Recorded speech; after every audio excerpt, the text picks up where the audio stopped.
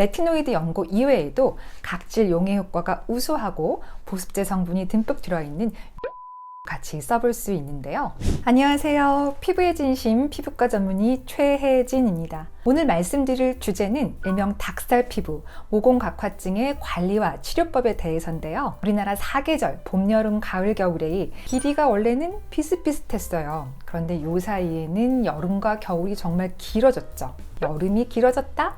내가 반팔을 입는 기간이 그만큼 늘어나고 노출 부위에 있는 피부 고민도 그만큼 깊어질 수 있습니다. 오늘 말씀드릴 모공각화증도 특히나 10대, 20대 젊은 연령층의 스트레스로 작용할 수 있는데요. 그런데 실질적으로 반팔을 입기 시작하는 시점에 무언가 해보려고 하면 조금 늦은 감이 있습니다. 그래서 조금 이르게 영상을 준비해 보았는데요. 모공각화증이 고민이신 분들은 오늘 영상 끝까지 보시면서 실천 방법 잘 따라해 주시면 여름에 좀 더 자신 있게 내 팔에 노출하실 수 있을 것 같습니다. 모공각화증이란 무엇일까요? 모공각화증을 닭살이라고도 말씀하시는데 사실 닭살과 모공각화증은 조금 차이가 있어요. 닭살은 우리가 굉장히 놀랐을 때 일시적으로 교감신경톤이 쫙 올라가면서 털 세운부는 수축시키면 털도 조금 서고 그 주변에 있는 피부도 동그랗게 볼록 올라오는 현상인데요. 일시적이죠. 그리고 몸 전체에 생길 수 있습니다. 하지만 모공각화증은 유전적인 소인이 조금 작용해서 생기시는 분들한테만 스트레스로 작용하고 이 부위 또한 노출 부위인 팔, 다리에만 국한적으로 생길 수 있어요. 모공각화증은 모공 입구의 각질이 계속해서 쌓이고 잘 탈락이 되지 않는 현상인데요. 이 자체도 스트레스이지만 나도 모르게 자꾸 뜯다 보니까 2차적으로 염증이나 색소 침착도 잘 생깁니다. 특히나 이게 고민인 연령대가 10대, 20대인데 이 경우에는 피지 분비도 굉장히 왕성하죠. 모공의 입구는 막히기 쉽고 피지가 또 왕성하니까 모공각화증과 여드름이 동시에 있는 경우도 많이 봅니다. 모공각화증 왜 생길까요? 일단 유전적인 요인이 강해요. 그런데 내 팔에만 있고 엄마 아빠의 팔에는 없을 수도 있어요. 왜냐하면 10대, 20대의 증상을 많이 겪다가 30, 40대가 되면서 증상이 좋아지는 경우가 많기 때문입니다. 또 아토피 피부염과 같은 피부 질환과 동반된 경우도 많고 실제적으로 피부가 건조하면 우리 피부는 각질 탈락을 더 지연시키기 때문에 증상이 더 나빠질 수도 있습니다. 모공각화증의 관리, 앞으로는 이렇게 하세요. 첫 번째, 보습은 충분히, 자극은 최소화. 모공각화증이 보기 싫다고 때를 밀거나 스크럽을 하는 것은 오히려 증상을 더 나빠지게 할 수 있습니다. 모공각화증의 그 쌓인 각질이 피부 표면에만 있는 것이 아니고 모공 입구에 전체적으로 쌓여 있거든요. 때를 민다고 해서 전체적으로 쌓여 있는 각질이 제거가 되는 것도 아닐 뿐더러 오히려 피부 장벽에 손상을 가져와서 피부가 건조해질 수 있죠.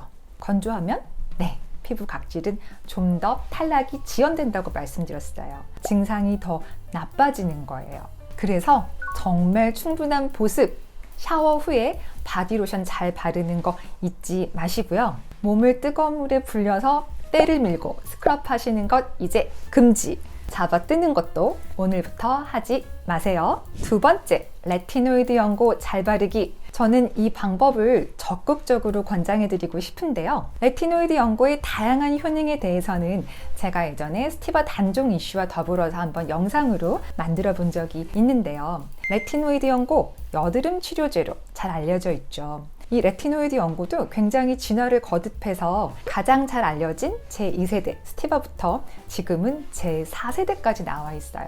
최근에 나온 제4세대 트리바로텐 성분은 특히나 좋은 것이 이 레티노이드 수용체가 표피, 진피에 주로 분포해 있거든요. 근데 표피에 주로 분포해 있는 감마 수용체에 선택적으로 붙습니다. 이 말인즉슨 표피의 각질 탈락 효과가 굉장히 우수할 수 있어요. 그래서 타 제품보다 제4세대 트리바로텐 성분이 면포성 여드름이라든가 또는 여드름으로 인한 색소 침착에 굉장히 효과가 좋은 약재로 저는 처방을 많이 하고 있어요. 그렇다면 모공각화증에서도 이 쌓이는 각질과 2차적인 색소 침착이 문제니까 충분히 이용해 볼 수 있겠죠? 4세대 레티노이드 트리바로텐은 아크리프 크림이라는 상품명으로 나와 있는데요. 이렇게 펌핑 용기에 담겨 있어서 한번 펌핑했을 때 내가 쓰는 양을 정량화하기에도 굉장히 좋아요. 그런데 레티노이드 연고는 처음부터 욕심을 부리지 않고 소량씩 횟수도 적게 해서 서서히 적응시켜 나가는 것이 굉장히 중요한데요. 특히나 이 기전상 표피의 각질세포의 탈락이 우수수 되다 보면 일시적으로 피부 장벽이 약해지겠죠. 그러면 초기 2, 3주 정도는 피부가 붉고 가렵고 따가울 수 있어요.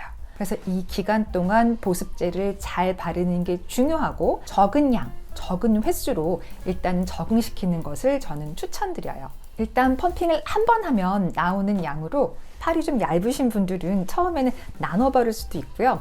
나는 좀 팔이 굵은 편이야 하시는 분들은 펌핑 한 번 한 것을 한쪽 팔에 바르고 또 한 번 펌핑해서 다른 쪽 팔에 바를 수 있고요.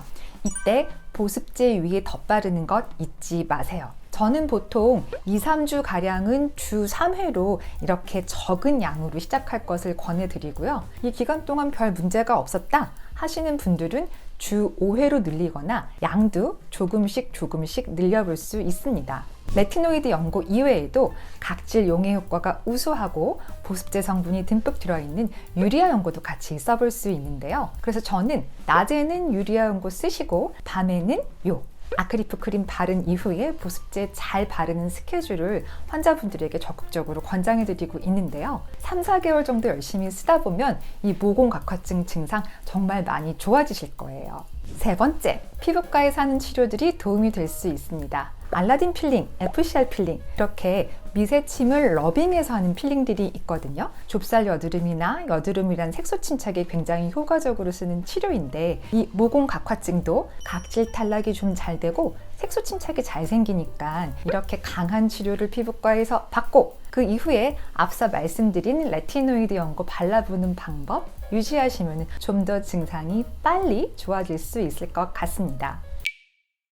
또 자꾸 만져서 생긴 이 얼룩덜룩한 색소 침착은 레이저 토닝이나 혈관 레이저로 이 검붉은 자국을 효과적으로 치료할 수 있는데요. 간혹 모공각화증에 털이 안으로 말려 들어가서 염증을 만들거나 증상을 좀 더 악화시키는 경우도 있어요. 이런 경우에는 증상 호전에 제모 레이저가 도움이 될 수 있습니다. 털을 쪽집게로 뽑으시는 분들이 간혹 계신데 이런 것들은 모낭에 염증을 만들 수 있어서 저는 하지 않으셨으면 좋겠어요.